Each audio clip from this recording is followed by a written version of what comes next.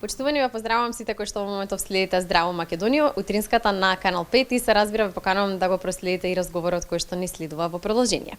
Овој утро ќе зборувам со Ана Исаиева, која што ќе ни раскаже малку повеќе за тоа какви цвеќиња се купуваат во овој период од годината и кои се најдобри и можеби најкористени салонски цвеќиња. Добро утро, Ана. Добро утро, Цица, и добро утро на гледачите на Канал 5 утринска програма и добре дојдовте во нашата мала оаза.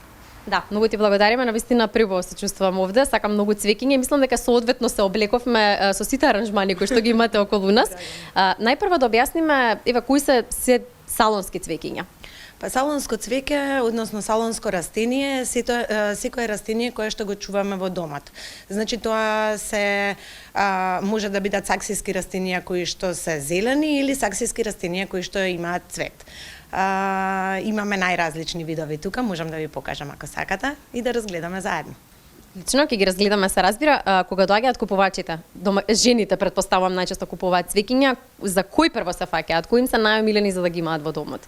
Па би рекла дека не се жените тие кои што најчесто купуваат, туку подеднакво купуваат и мажите и жените. Тоа е нешто кое што мислам е нормално најверојатно да мислиш така, меѓутоа не е. Мажите исто така се грижат за домот и знаат која е потребата од растение во просторот. Прво декоративно, второ значи повеќето растенија прочистуваат воздух, имаме растенија кои што се стварно погодни, поготово за воздухот кој што го имаме во Скопје и загаденоста во зимскиот период, така што извини, јас се надоврзав на нешто друго, меѓутоа ме праша кои се најчесто што ги купуваат, би рекла дека се тие за прочистување или некои кои што се подекоративни. Кои се оние цвеќиња за прочистување кога сме на тема загадениот воздух во Скопје? Да, ние во моментов имаме палма, таа е добар прочистувач на воздух, имаме спатифилиум кој што се познат меѓу народот и како женска среќа и имаме сансеверија. Тоа се свекрвини јазици. Имаме и други, меѓутоа ова се би рекла најголемите пречистувачи. Можеме ли да споделиме како се одржуваат дел од салонските цвеќиња? Па да, секој си има посебен начин на одржување. Би рекла дека главниот проблем со кој што се соочуваме и е претераната нега кон растението. Растението сака одредена количина на вода и не треба да се претерува со водата, бидејќи таа може да направи проблем, поготово ако нема истек во саксијата и слично. Значи треба умерено поливање, позиционирање во просторот така како што соодветствува на самото растение. Најчесто тоа е индиректна светлина, меѓутоа има растенија кои што сакаат и директна светлина. Бришење на листовите на лисијата со крпа за да нема прашина, прскање за да се зголеми влажност или можеби навлажнувач на воздухот и тоа би рекла дека се главните работи кои што се потребни.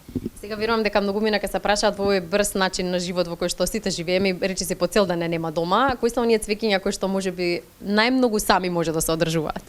Па би рекла дека тоа како број 1 е замија, бидејќи таа сака, поготово сега во зимскиот период, многу мала количина на воздух, на вода, извини, и тоа е, би рекла, некаде околу 20 дена да се стави и тоа баш ограничено, да. И исто така, покрај замијата, би рекла дека може би сансеверија.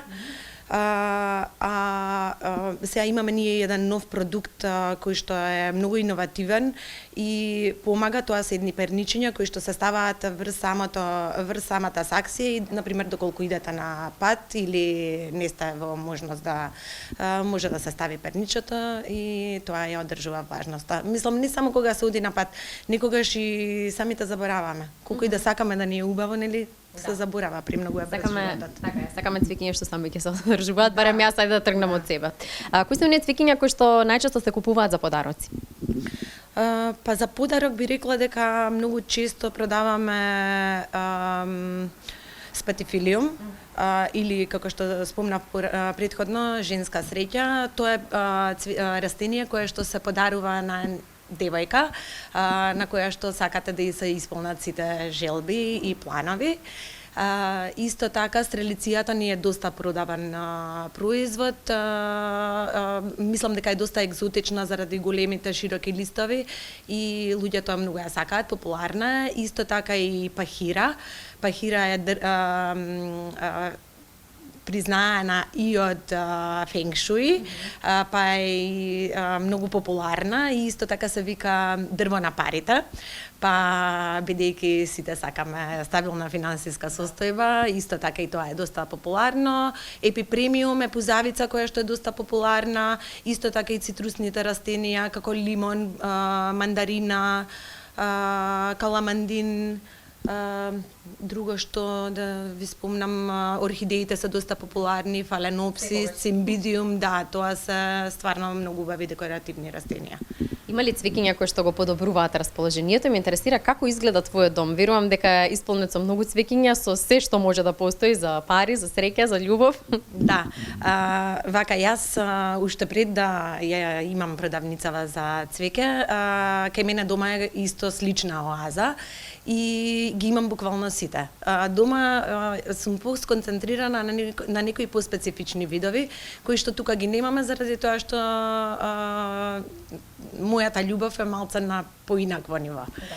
Да. Така што да. И цвеќе за расположение, првиот дел од прашањето. Знаеш, нема цвеќе за расположение сите. Или растенија за расположение, мене стварно сите ми се убави на свој начин.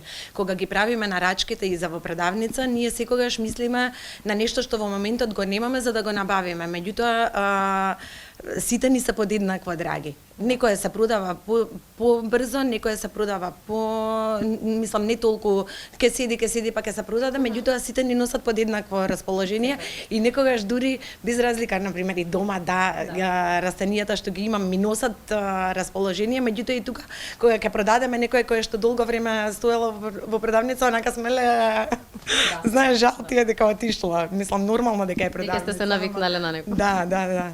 Одлично, Ана, ти благодарам многу за овој убав цветен разговор и се надам дека им дадовме идеја на нашите почитувани гледачи што да купат за подарок или можеби како да си го збогатат својот дом и својата домашна цветна градина.